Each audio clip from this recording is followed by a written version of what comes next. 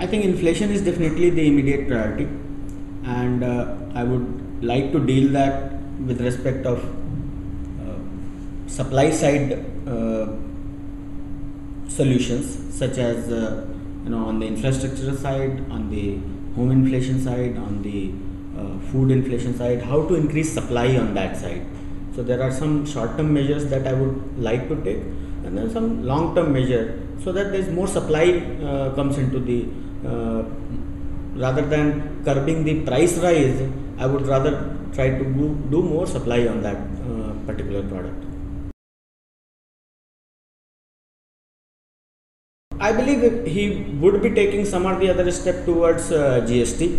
A roadmap for GST definitely he would be doing. I am sure that this year he would also be looking at disinvestment, definitely. So finance minister would be looking at disinvestment. Inflation would be his key priority, and it will be worthwhile to see what he does on the inflation side. We work for MSMEs on the internet.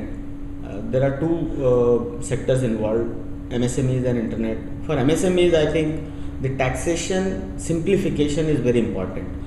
We need to simplify tax structure so that they spend lesser and lesser time. Not that they have a problem in paying taxes, different kind of taxes, but if they could be simplified into one or two or three, and the procedures are much simpler. So that is from the MSME sector.